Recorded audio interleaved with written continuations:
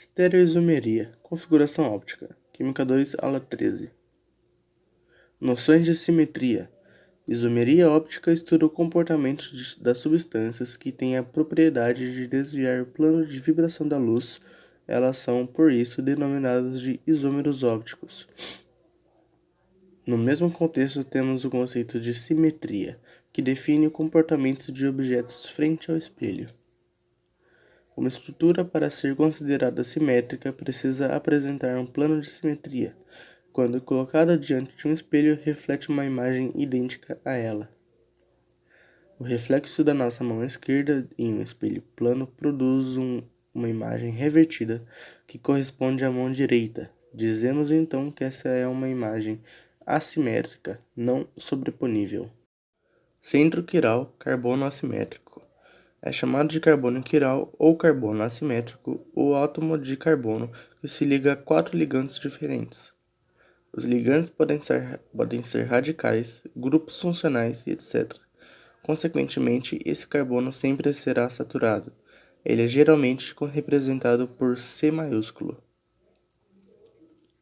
No caso de moléculas com apenas um centro quiral, a mudança de posição dos ligantes levará a um enantiômero da molécula original.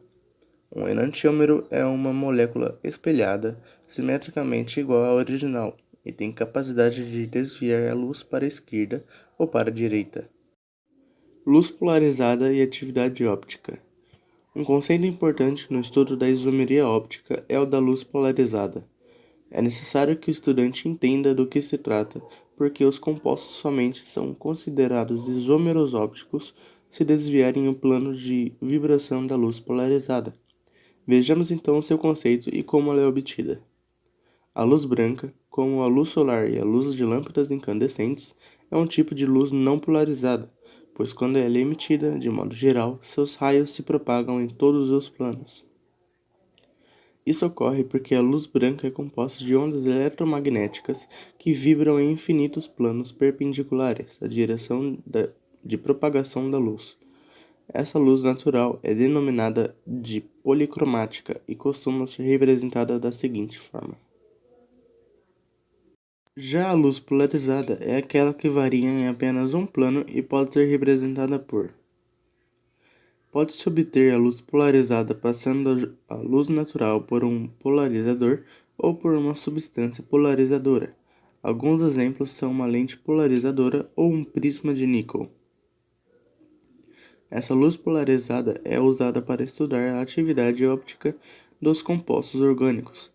Quando ela atravessa determinada substância, pode ocorrer uma das 3 situações abaixo.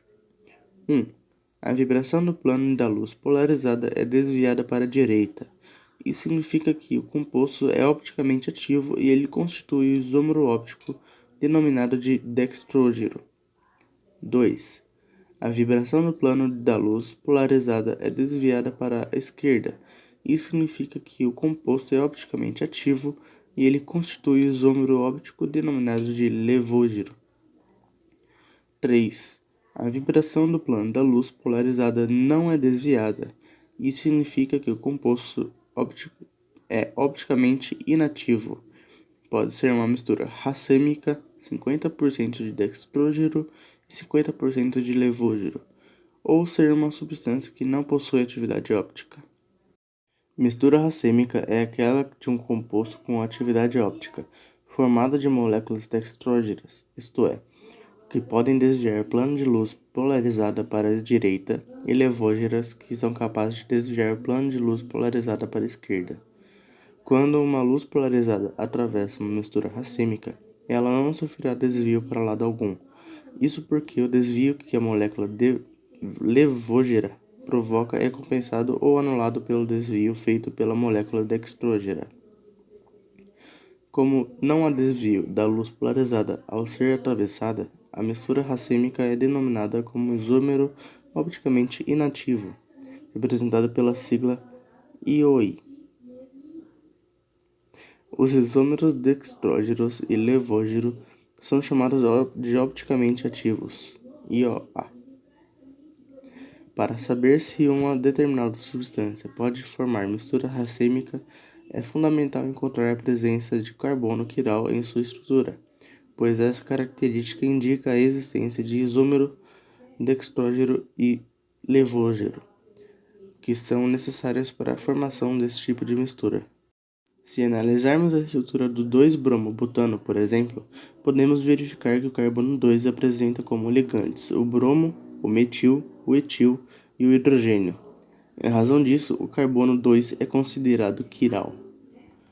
Como a estrutura do 2-bromo-butano apresenta um carbono quiral, podemos determinar o número de isômeros opticamente ativos, moléculas de dextrógena e levógena, que ele possui por meio da seguinte expressão. O 2-bromo-butano tem apenas uma molécula dextrógena e uma molécula levógena. Por essa razão, essa substância produz apenas uma mistura racêmica, pois são necessárias duas dessas moléculas para formar esse tipo de mistura.